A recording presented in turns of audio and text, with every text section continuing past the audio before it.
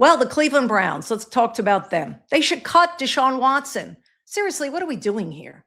I understand the contract. Cleveland still owes Watson $46 million this season. And guess what? Releasing him would not magically erase that salary cap damage. So what the heck? The Browns would still have to absorb the consequences of the worst contract in NFL history. But that money to them is already gone. Keeping Watson on the roster just doesn't make sense. I mean, this is the worst football mistake in the history of NFL teams, and Cleveland made it. Now, I'll be honest, before the preseason, I thought Watson would win the number one job for the Cleveland Browns. I thought Shedeur needed some help, more development. I mean, Watson was the veteran. He has the massive contract. And NFL teams hate admitting they made a mistake, especially a $230 million mistake, which the Browns did with Watson. But I've changed my mind, and I'm allowed to. It's my show. Because Shedeur Sanders has been good. Sanders against Buffalo completed 9 of 11 passes for 74 yards and a touchdown. Yes, he threw an interception, but it came off a deflected pass. Watson, well, he came in and completed 5 of 12 for just 36 yards and an interception. The Browns didn't score a single point when Watson was under center. And now Watson is upset because Browns fans booed him. He called it disrespectful. He called it personal. Maybe some of it is personal, but Deshaun, you went 5 for 12 for 36 yards and you threw an interception. Let's not pretend now performance has absolutely nothing to do with it. Get over it. Here's what his coach, Todd Monken, had to say about it. Roll it, Dominic. It's not. I mean, the business we are in is a performance-based business. I mean, it is what it is. When we expect a service, we're going to be disappointed when we don't get that service. If you go to a restaurant and your soup comes out and it's cold, you're going to be pissed. Okay, that's just the way it is. If you order from the grocery store and they deliver it and 6 of your eggs are broken, you're going to be pissed. Okay, so I get it. That's what we're in. I mean, that's why we're paid what we are. I mean, to perform at a high level. And when we don't, then that's the repercussions of it. We've run to this smoke. This is the job we've chosen. So this is part of it. Yeah, you know what? As I was kind of just thinking about it, the Browns gain nothing by keeping Deshaun Watson.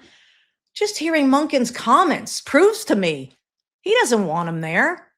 And just hearing Monken's comments, by the way, he's going to announce the decision of QB1 tomorrow, Monday morning. It's going to be Shedeur Sanders.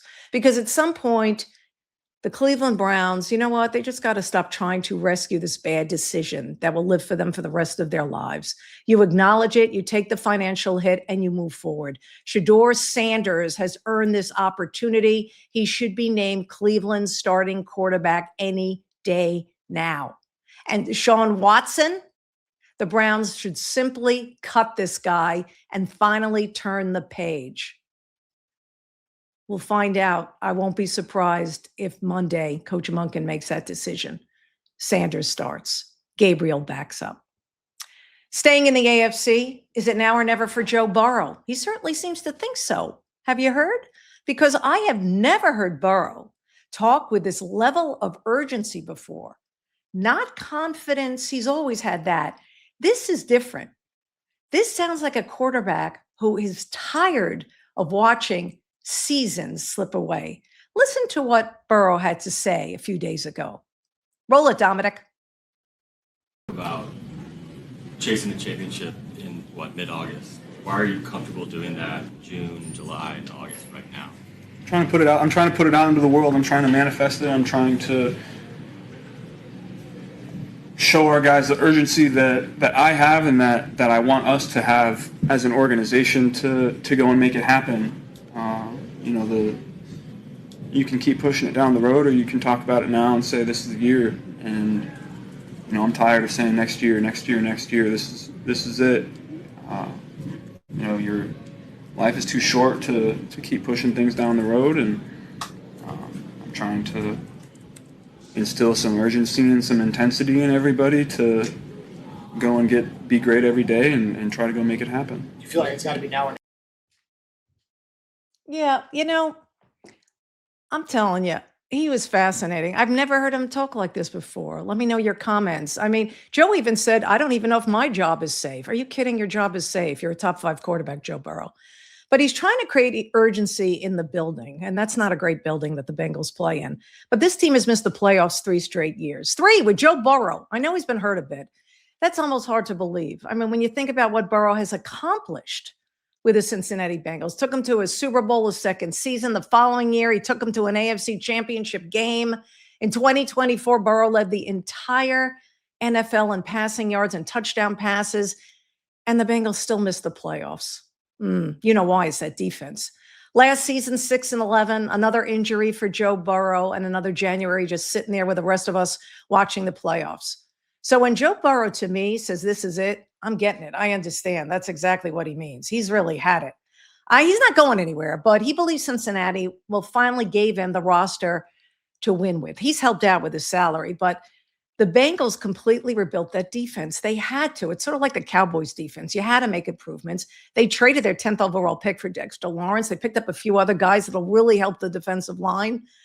And you know what? This is what really gets me crazy. I never thought he would say this, but Burrow said that this team right now, this roster, reminds him of his 2019 LSU team, the one that won the national championship and was perfect and was considered one of the greatest college football teams ever assembled. He compares this Bengals team with that LSU team. That's not a casual comparison. You don't compare your team to 2019 LSU unless you really think you have something special here. Good job with the manifesting. Let's hope that works out for you. He loves the pressure. I mean, Burrow always says this. He loves the pressure. He thrives on it. But I like what he said. He's going to find out if everybody else does as well. And that's really the question in Cincinnati, right? We already know Joe Burrow can handle the pressure. Can everybody else? Can this revamped defense be the difference? Can they win the division? I think it's going to come down to Baltimore and the Bengals in this AFC North. I still like Baltimore. They are the team to beat. What do you think? Put your comments in the chat box. We'll display them. But Cincinnati, thanks to Joe Burrow, it's a really big pep talk and words that he has never said out loud publicly. The urgency. But people mistook it for like, oh, if you don't win this year, I'm out of here. I don't see that happening. He's not going anywhere. He's under contract till 2029. So is it now or never for Joe Burrow and the Bengals? Maybe never. I think it's a little dramatic.